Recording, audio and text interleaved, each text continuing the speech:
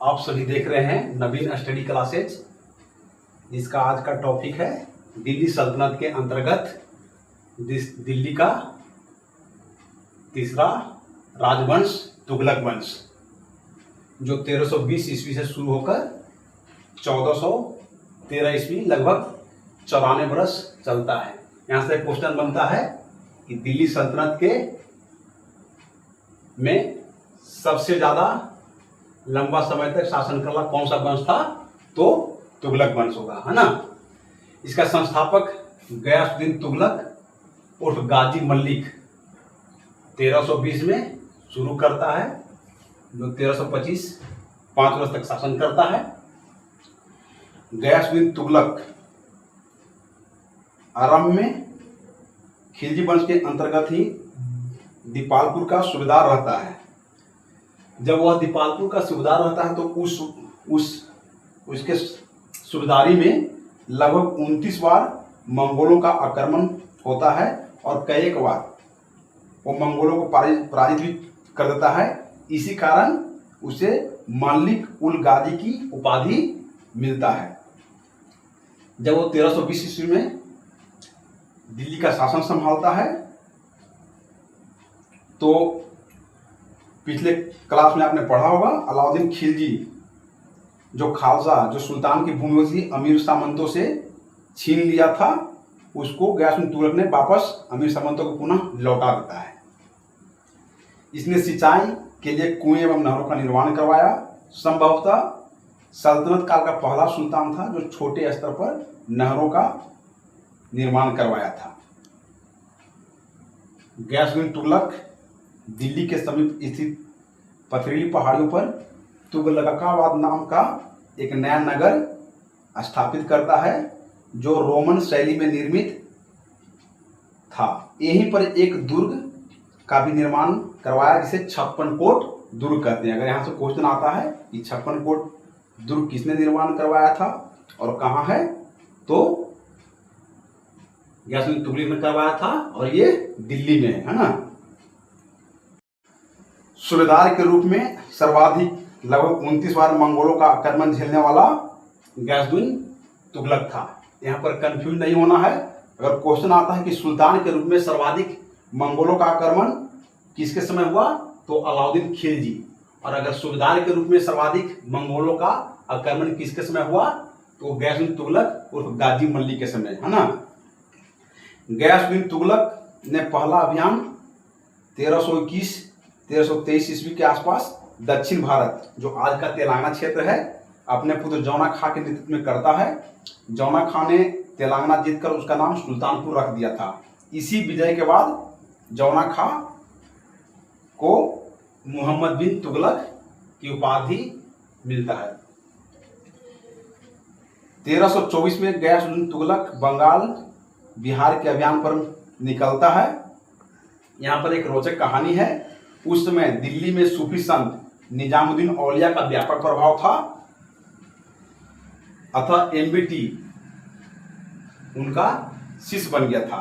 गयासुद्दीन तुगलक को सूचना मिली कि निजामुद्दीन औलिया उसके पुत्र एमबीटी को, है ना, बहका रहे हैं। अतः उन्होंने वहां से क्रोध होकर एक खबर भिजवाया कि दिल्ली वापस आकर देख लेंगे। इस धमकी के जवाब में निजामुद्दीन औलिया ने कहा, हुनूज दिल्ली दुरस्त, यानी कि दिल्ली अभी दूर है। और यह मुहावरा आम लोगों के बीच प्रचलन में आया। और वास्तव में गयासुद्दीन तुगलक के लिए यह भविष्यवाणी सही भी साबित हुआ, क्योंकि जब 1325 ईस्वी में गयासुद्दीन तुगलक बंगाल बिहार अभियान के बाद वापस दिल्ली लौटने के क्रम में यूपी के प्रयागराज पास अफगानपुर नामक एक जगह पर उसके विश्राम के लिए जौना खां, जो उसका पुत्र था, एक लकड़ी का विश्राम मंडप, ये झोपड़ी टाइप मकान टाइप का बनाता है। बताते हैं कि रात्रि में विश्राम के समय हाथियों के बिगड़ जाने से गयासुद्दीन तुगलक, राजकुमार महमूद खां व अन्य व्यक्ति उसमें दबकर मर जाता है। इस प्रकार 1325 में गाजी मल्लिक की मृत्यु हो जाती है। कुछ इतिहासकार इसे एमबीटी को उत्तरदायी मानते हैं, कुछ इसे हादसा बताते हैं। इतिहासकार बर्नी के अनुसार अचानक बिजली अर्थात वज्रपात गिरने से सुल्तान दुर्घटना से मर जाता है ना। इस प्रकार 1320 से 1325 का शासन काल में गैसुद्दीन तुगलक का शासन खत्म होता है और 1325 में उसका पुत्र एमबीटी मोहम्मद बिन तुगलक, जिसे हम लोग शॉर्ट फॉर्म में एमबीटी भी कहते हैं, उर्फ जौना खां, है ना। कहीं एक जगह इसका नाम उल्लू खां भी आता है। तो आपको एग्जाम में अगर पूछता कि जौना खां कौन था, तो मोहम्मद बिन तुगलक, यहाँ से भी क्वेश्चन बनता है। तो 1325 में मोहम्मद बिन तुगलक का शासन शुरू होता है। मध्यकालीन शासकों में एमबीटी सर्वाधिक शिक्षित, विद्वान एवं योग्य था, है ना। इसके साथ ही वह धार्मिक दृष्टि से उदार एवं सहसीनु था। इतिहास में एमबीटी एक बुद्धिमान मूर्ख शासक के रूप में प्रसिद्ध है। कई इतिहासकारों ने एमबीटी को स्वप्नशील, पागल एवं रक्त पिपासु कहा है। ये इतिहास में बहुत सारे क्वेश्चन इस तरह से आते हैं कि किस शासक को स्वप्नशील, पागल एवं रक्त पिपासु कहा गया है। तो आंसर होगा मोहम्मद बिन तुगलक। एडवर्ड थॉमस ने एमबीटी को प्रिंस ऑफ मनियर्स कहा है। यह क्वेश्चन बहुत इंपॉर्टेंट है ना, कि एमबीटी को यानी मोहम्मद बिन तुगलक को प्रिंस ऑफ मनियर्स किसने कहा है। तो उसका आंसर होगा एडवर्ड थॉमस। एमबीटी अपने प्रत्येक मलिक अमीर को वर्ष में सम्मान के रूप में 2 बार पोशाक कपड़ा दिया करता था, एक जाड़े में और दूसरा गर्मी में। यहां से भी क्वेश्चन पड़ता है, क्वेश्चन आता है कि किस सल्तनत काल में कौन सा शासक एक वर्ष में 2 बार अपने अमीर सामंतों को पोशाक या कपड़ा देता है ना। एमबीटी के समय संस्कृत कथाओं की एक श्रृंखला को फारसी में अनुवाद करने वाला प्रथम व्यक्ति था जिया नकशवी, जिसके पुस्तक का नाम तूतीनामा है। तो यहां से भी क्वेश्चन बनता है कि तूतीनामा के रचयिता कौन थे या रचनाकार कौन थे। तो जिया नकशवी, है ना। एमबीटी चूंकि एक उदार एवं सहसूनी शासक था, इसलिए वो जैन साधु जिन प्रभु सूरी और राजशेखर को अपने दरबार में सम्मानित किया था। ठीक है, यहां से भी क्वेश्चन बनता है। सारे बहुत इंपॉर्टेंट क्वेश्चन हैं, देखिएगा इसको एक बार ठीक से। एमबीटी ने कृषि के विकास के लिए अमीरे ए कोही या दीवाने ए अमीरे कोही विभाग की स्थापना की थी। एमबीटी ने अकाल राहत संहिता भी तैयार करवाई थी। यहां से भी क्वेश्चन बनता है। ठीक है, एमबीटी के शासनकाल में ही विदेशी यात्री इब्न बतूता, जो अफ्रीका के मोरक्को का निवासी था, 1333 ईस्वी में भारत आता है। एमबीटी इसके कार्य से बहुत प्रभावित होता है और प्रभावित होकर उसे दिल्ली का काजी, है ना, न्यायाधीश नियुक्त करता है। 1342 ईस्वी में इसे अपना राजदूत के रूप में चीन भेजता है। इब्न बतूता का एक पुस्तक है रेहला, है ना, किताबे ए रेहला, जिसका रचनाकार कौन था। तो इब्न बतूता। ये भी इंपॉर्टेंट क्वेश्चन है। एमबीटी हिंदुओं के प्रति एक सहसूनी मुस्लिम शासक था। वह लगभग सभी त्योहार मनाता है, विशेषकर अपने दरबार में होली भी मनाता था। तो यहां से भी क्वेश्चन आता है कि सल्तनत कालीन शासकों में अपने दरबार में होली कौन मनाता था। तो मोहम्मद बिन तुगलक। कहा जाता है कि डाक प्रबंधों के द्वारा एमबीटी के लिए ताजा फल खुरासान से एवं पीने के लिए गंगा जल मंगवाया जाता है, जो नियमित रूप से पीता था। यहां से भी क्वेश्चन बनता है कि सल्तनत कालीन शासकों में गंगा जल का पानी नियमित रूप से कौन पीता था। तो एमबीटी आंसर होगा। ठीक है, एमबीटी के द्वारा किए गए 5 विशेष अभियान जो असफल रहा। फर्स्ट, दोआब क्षेत्र में 50% अर्थात उपज का आधा कर वृद्धि, है ना, 1326-27। दोआब क्षेत्र वह क्षेत्र होता है 2 नदियों के बीच का अत्यधिक उपजाऊ क्षेत्र। दुर्भाग्य से उस समय अकाल पड़ जाता है, फिर प्लेग फैल जाता है, जिस कारण दोआब क्षेत्र की जनता कर को दे नहीं पाता है और असफल रहता है। अब देखिए अलाउद्दीन खिलजी, है ना, अलाउद्दीन खिलजी पूरे भारत में 50% मतलब आधा कर लगाता है, जबकि मोहम्मद बिन तुगलक सिर्फ दोआब क्षेत्र में जो अत्यधिक उपजाऊ रहता है वहां लगाता है, फिर भी यह सफल रहता है ना। तो ये समय समय की बात है। मोहम्मद बिन तुगलक कृषि के लिए एक अलग से, है ना, मुस्तखराज अधिकारी को नियुक्त करता है, जिसका एक विभाग होता है दीवाने मुस्तखराज। सेकंड अभियान इसका है राजधानी परिवर्तन, जो 1326-27 में करता है। दिल्ली से देवगिरी दौलताबाद महाराष्ट्र में ले जाता है, फिर वहां पहुंचकर वापस दिल्ली आता है। इस अभियान में दिल्ली की जनता को भी साथ चलने का आदेश की अधिसूचना जारी करवाता है। इतने लोगों को आना जाना, फिर आना वापस आना, खाना पीना, इस कारण बहुत सारा आर्थिक नुकसान झेलना पड़ता है। इसका कारण ये था कि मोहम्मद बिन तुगलक को उसमें कुछ इसके अमीर है ना, चिट्ठी में भद्दी भद्दी गाली लिख कर देते हैं। इस कारण ये परेशान होकर सोचता है कि मैं देवगिरी दिल्ली जो भारत का सेंट्रल में स्थित है वहां चला जाऊंगा और शासन करूंगा। दूसरा, मंगोलों का आक्रमण जो दिल्ली में ज्यादा हो रहा था तो इसे बचूंगा। इसी कारण ये निर्णय लेता है, लेकिन वापस फिर ये दिल्ली में आ जाता है। अतः ये भी इसका जो प्लान था, कार था, वो असफल हो जाता है। थर्ड है सांकेतिक मुद्रा जारी करना, जो 1329-30 में करता है।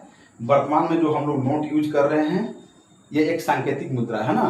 तो एमबीटी ने उस समय सोने चांदी के घटते भंडारों को देखते हुए सोने और चांदी अपने पास जमा करके रख लेता है और बदले में तांबा, पीतल और कांसा के सिक्के बनवाकर जारी करता है। फलतः इन धातुओं के सिक्कों का नकल कर बहुत सारे सिक्के बाजार में चलना शुरू हो जाता है। जब नकली सिक्के बाजार में आते हैं तो वस्तुओं के दाम बढ़ जाते हैं, अराजकता फैल जाती है।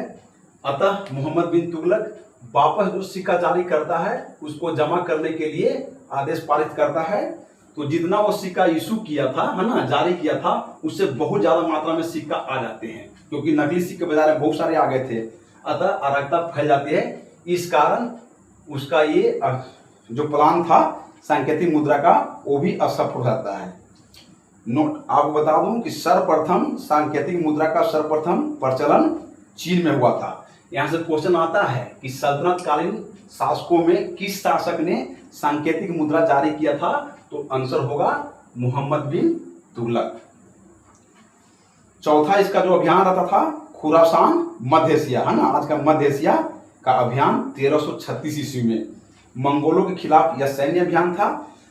अभी आप लोगों ने देखा कि मंगोलों ने बहुत बार दिल्ली के शासकों पर आक्रमण किया था। उस समय मंगोलों के पास कुछ लड़ाई झगड़ा चल रहा था, जिसका फायदा उठाने के लिए ये खुरासान अभियान करके मंगोलों के ऊपर दबाव बनाना चाहता है। तो उसके लिए क्या है, ये बहुत सारा सैनिक तैयार करता है और सैनिकों को 1 साल का एडवांस पेमेंट दे देता है। बाद में जब ये वहां से अभियान के लिए मूव करता है तो वहां की स्थिति सुधर आती है और वापस लौटाता है। तो इस कारण भी आर्थिक नुकसान बहुत होता है। अतः जो खुरासान अभियान था वो भी असफल हो जाता है। पांचवा जो था कराची हिमाचल प्रदेश का अभियान, है ना, कराची हिमाचल प्रदेश में पड़ता है। कुमाऊं पहाड़ियों में उस क्षेत्र के जो जनजाति रहते हैं उनके विरोध में यह सैन्य अभियान 1337-1338 में किया जाता है। शुरू में तो मोहम्मद बिन तुगलक के सैनिकों को सफलता मिलती है, लेकिन चूंकि वो पहाड़ी क्षेत्र था और वहां के क्षेत्र से ये लोग अनभिज्ञ थे, अतः इनकी हार होना शुरू रहता है। तो इस कारण फिर यहाँ से वहां इनको भागना पड़ता है। अतः यह कराची अभियान भी असफल हो जाता है। तो इसमें भी इसका बहुत सारा आर्थिक नुकसान होता है।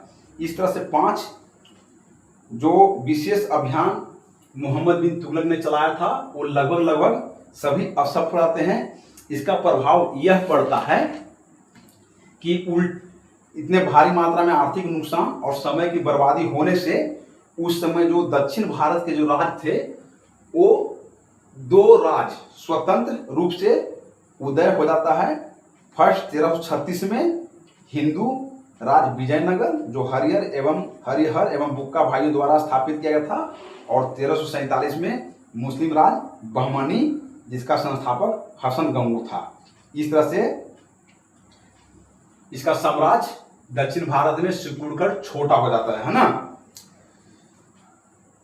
1351 इसमें सिंध क्षेत्र में विद्रोह को दबाने के क्रम में मोहम्मद बिन तुगलक की तबीयत खराब हो जाती है और इसकी वजह से 20 मार्च को उसकी मृत्यु आती है। उस समय के इतिहासकार बदायूं लिखता है कि एमबीटी की मृत्यु पर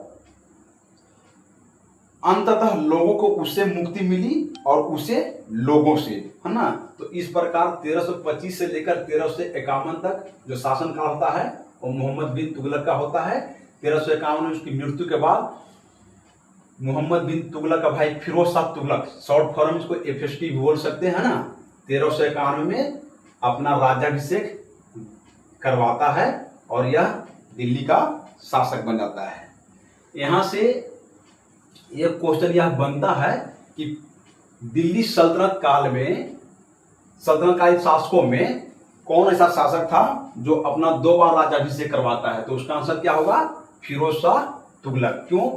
मार्च 1351 में मृत्यु होते ही ठट्टा जो सिंध क्षेत्र में था वहीं पर फिरोज शाह तुगलक राज्याभिषेक करवाता है, ठीक है। उसके बाद पुनः अगस्त 1351 में दिल्ली में आकर अपना ये दूसरा बार राज्याभिषेक करवाता है।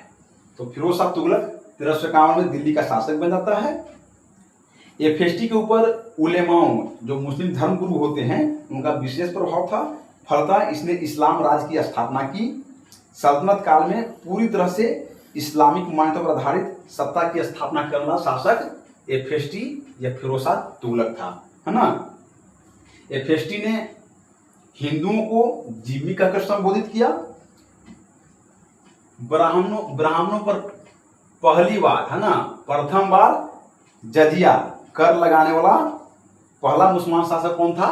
फिरोज शाह तुगलक, सल्तनत कालीन में, ठीक है। एफएसटी ने 5 बड़ी नहरों तथा अनेक छोटी नहरों का निर्माण करवाया।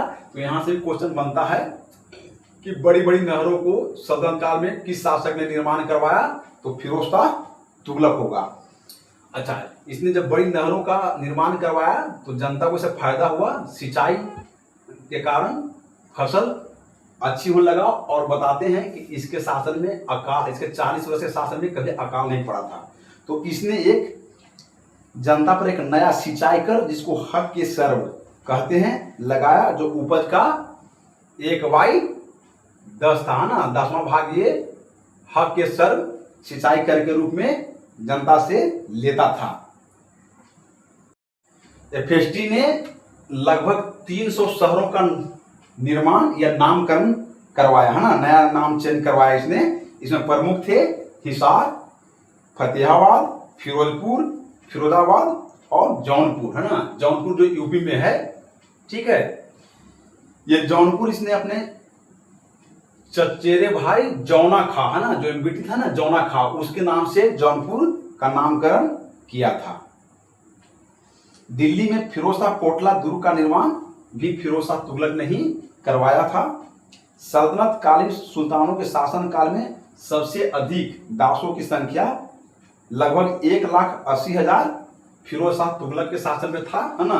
अतः इसने दासों की देखभाल के लिए एक नए विभाग दीवाने बंदगान की स्थापना की। स्टार्टिंग में आप लोग पढ़ा होगा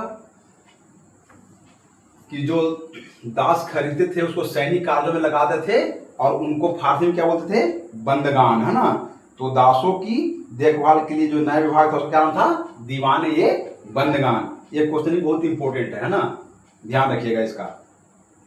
एफएसटी ने अनाथ, मुस्लिम महिलाओं, विधवाओं एवं लड़कियों की सहायता के लिए एक नए विभाग दीवाने खैरात की स्थापना की, ठीक है। अगर पूछता है दीवाने खैरात की स्थापना किसने की, तो एफएसटी ने।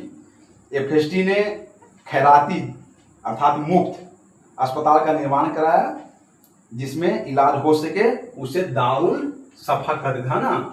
खैराती अस्पताल या मुफ्त अस्पताल जिसको दारुल ए सफा कहते थे, उसका निर्माण किसने करवाया? तो एफएसटी, फिरोज शाह तुगलक ने। एफएसटी ने लगभग 24 जो कष्टकारी कर था उस टाइम का, उसको समाप्त कर 4 महत्वपूर्ण कर जारी रखा। फर्स्ट था खराज, जिसको भूमि कर बोलते हैं। सेकंड था जजिया, जो ब्राह्मणों पर लगाया था। थर्ड था जकात, जो दान से संबंधित है। और फोर्थ था खम्स, जो युद्ध संबंधी से है ना, युद्ध से संबंधित है। जो खम्स जो सैनिक जाकर युद्ध में जो लूटपाट करके जो लाते थे, उसका एक भाग जो मतलब कुछ भाग लेता था, उसको क्या बोलते थे? खम्स बोलते थे, है ना। तो इस तरह से इसने 4 महत्वपूर्ण कर जारी रखा। फिरोज शाह तुगलक ने लोक निर्माण विभाग, जिसको हम लोग आज PWD कहते हैं ना, की स्थापना किया। यह विभाग सार्वजनिक भवनों एवं नहरों का निर्माण करता था।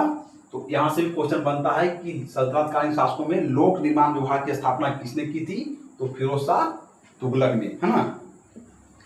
इस प्रकार हम देखते हैं कि फिरोज शाह तुगलक ने बहुत सारे कार्य किए। इतने सारे प्रजा के हित के लिए जो इसने योजना लाया था, इसके कारण FST को सल्तनतकालीन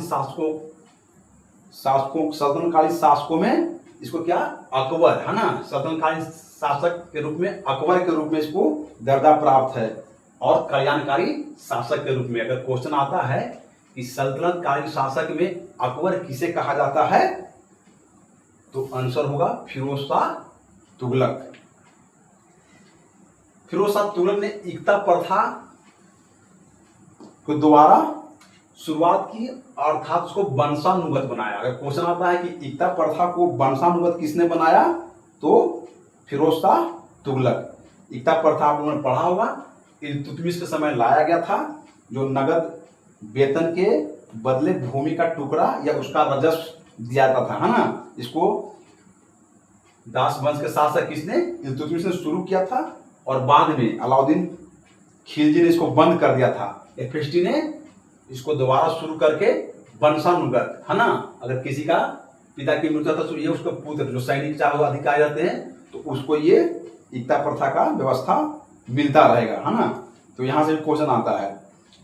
FST ने उलेमाओं को खुश करने के लिए जो सिक्का जारी किया था, उस पर खलीफा का नाम अंकित करवाया था। ये भी क्वेश्चन आता है कि किस शासक ने खलीफा का सिक्कों पर नाम अंकित करवाया, तो फिरोज शाह तुगलक। फिरोज शाह तुगलक ने उस समय के अपने उलेमाओं को खुश करने के लिए बहुत सारे मंदिरों को भी तुड़वाया था, जिनमें उड़ीसा का प्रसिद्ध भगवान जगन्नाथ जी का मंदिर की मूर्ति था, उसको छत विछत करके पानी में फेंक दिया था, है ना। तो ये एक प्रकार से हिंदुओं के प्रति क्या है, थोड़ा कट्टर शासक था, समझे। और टूटे हुए जो मंदिर था, उसका निर्माण या जीर्णोद्धार करने के ऊपर भी प्रतिबंध लगा रखा था। फिरोज शाह तुगलक के दरबार में उस टाइम का इतिहासकार जियाउद्दीन बर्नी एवं शम्स ए सिराज अफीक, है ना, दोनों को संरक्षण प्राप्त था। जियाउद्दीन बर्नी ने 2 महत्वपूर्ण पुस्तकें लिखा है, तारीख ए फिरोज शाही एंड फतवा ए जहांदरी, है ना। इन दोनों पुस्तकों के रचयिता कौन है, तो जियाउद्दीन बर्नी। अच्छा, सल्तनतकालीन शासकों में कौन सा शासक था जिसने अपनी आत्मकथा स्वयं रचना की थी, तो उसका आंसर होगा फिरोज शाह तुगलक। और उसकी आत्मकथा का नाम क्या था, फतुहात ए फिरोज शाही। फिरोज शाह तुगलक ने कुतुब मीनार के ऊपर भी काम किया था। जब हम दास वंश स्टार्टिंग पढ़ते हैं, तो उसका जो संस्थापक था कुतुब ऐबक, जिसने उस टाइम के प्रसिद्ध सूफी संत, है ना, बख्तियार काकी के ऊपर कुतुब मीनार का निर्माण करवाता है, जो पहली मंजिल थी। और फिर उसका दास एवं दामाद इल्तुतमिश उसको 4 मंजिल तक पूरा करता है ना। बाद में क्या होता है कि उस चौथी मंजिल के ऊपर बिजली अर्थात वज्रपात गिर जाता है और वो क्षतिग्रस्त होता है। तो ये फिरोज शाह तुगलक क्या करता है, उसको जो चौथी मंजिल है उसको ठीक करके निर्माण करवाता है, और 1 मंजिल और उसमें जोड़कर 5 मंजिल का निर्माण करता है, जो आज भी मौजूद है। तो ये क्वेश्चन भी आता है, ठीक है, कि 5वीं मंजिल का निर्माण किसने करवाया, तो फिरोज शाह तुगलक, ठीक है। FST द्वारा अशोक के 2 स्तंभ लेख, एक टोपरा और दूसरा मेरठ से स्तंभ लेख को लाकर दिल्ली में स्थापित फिरोज शाह तुगलक ने करवाया था। फिरोज शाह तुगलक ने खुतबा में पूर्व सुल्तानों के नाम पढ़ने की प्रथा की शुरुआत की थी, एक शासक कुतुबुद्दीन ऐबक को छोड़कर, है ना। उसके नाम का खुतबा पढ़ने पर उसने रोक लगा रखा था। बाकी पूर्व सुल्तानों के नाम पढ़ने की प्रथा की शुरुआत फिरोज शाह तुगलक ने करवाई थी। 1388 ईस्वी में फिरोज शाह तुगलक की मृत्यु हो जाती है, ठीक है। तब उस समय उसके बाद जो शासक आते हैं वो कमजोर और अयोग्य निकलते हैं। फिर भी कुछ शासक जैसे गयासुद्दीन तुगलक द्वितीय जो 1388 से लेकर 1389 एक 2 साल शासन करता है। उसके बाद 5वां अबू बकर आता है जो 1389 से 90 ईस्वी करता है ना। बीच में कुछ और छोटे मोटे शासक आते हैं 2 महीने 1 महीने 4 महीने के लिए, है ना। लेकिन कुछ जो शासक इंपोर्टेंट है उनका मैं यहाँ पर आपसे जिक्र कर रहा हूँ। नासुरुद्दीन मोहम्मद शाह जो 1390 से लेकर 1394 ईस्वी तक शासन करता है, और उसके बाद नासुरुद्दीन महमूद शाह 1394 से लेकर 1412 ईस्वी तक। यहाँ पर देखिए कंफ्यूज मत होइएगा, नासुरुद्दीन मोहम्मद शाह और नासुरुद्दीन महमूद शाह, है ना। तो 1394 से लेकर 1412 ईस्वी तक में ये तुगलक वंश का अंतिम शासक के रूप में शासन करता है, ठीक है। होता यह है कि नासुरुद्दीन महमूद शाह के शासन में ही 1398 ईस्वी में समरकंद का जो शासक है तैमूर लंग, वो भारत पर दिल्ली पे आक्रमण करता है ना। वो बहुत ही एक कट्टर शासक होता है। दिल्ली पर आक्रमण कर वो तुगलक साम्राज्य के तहस नहस करता है, भयंकर लूटपाट करता है और जनता में भारी, है ना, जनता को बहुत मात्रा में मौत के घाट उतार देता है। उसके इस कट्टरपन रवैये से नासुरुद्दीन महमूद शाह क्या है, घबरा कर ना वो दिल्ली छोड़कर भाग जाता है। और फिर जब 1405 ईस्वी में तैमूर लंग की मृत्यु होती है तो वापस नासुरुद्दीन महमूद शाह दिल्ली लौटता है और अपनी गद्दी संभालता है। 1412 ईस्वी में नासुरुद्दीन महमूद शाह की मृत्यु होती है। यहां से भी एक क्वेश्चन बनता है ना कि सल्तनत कालीन का कौन सा शासक था जो दिल्ली छोड़कर कूदने के लिए भाग जाता है। तो ये नासुरुद्दीन महमूद शाह था, है ना, तैमूर लंग के आक्रमण के डर से, है ना।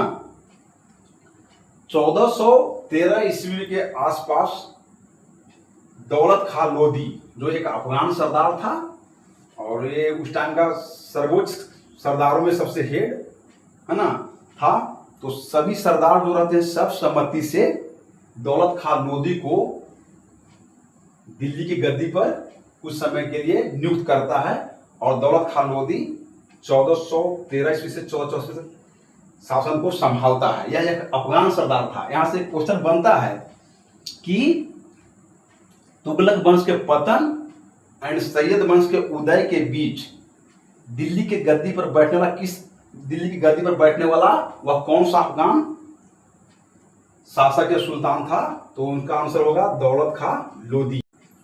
यही दौलत खां लोधी आगे चलकर पंजाब और लाहौर का शक्तिशाली गवर्नर बनता है। जब ये 1413 से अपना शासन संभालता है, 1414 ईस्वी में खिजर खां नाम का एक व्यक्ति, है ना, खिजर खां फिरोज शाह तुगलक के शासनकाल में इसका एक अमीर होता है, सामंत होता है, उसी का ये पुत्र होता है। जब 1398 में तैमूर लंग दिल्ली पर आक्रमण करता है तो उस टाइम ये खिजर खां इसके साथ जा मिलता है और इसको मदद करता है ना। तो ये दीपालपुर लाहौर क्षेत्र जो मुल्तान का क्षेत्र है वहां का उस टाइम सूबेदार गवर्नर के रूप में खिजर खां शासन करता रहता है। और जैसे ही देखता है कि यहाँ सत्ता कमजोर पड़ गया तो दौलत खां लोधी को ये पराजित कर 1414 ईस्वी में दिल्ली में एक नए राजवंश, है ना, सैयद राजवंश, है ना, दिल्ली में एक नए राजवंश जो सैयद राजवंश का नाम जानता है 1414 ईस्वी में इसकी स्थापना करता है। तो फिर हम नेक्स्ट में मिलते हैं आपको दिल्ली का चौथा राजवंश सैयद राजवंश के कहानियों को लेकर। जय हिंद।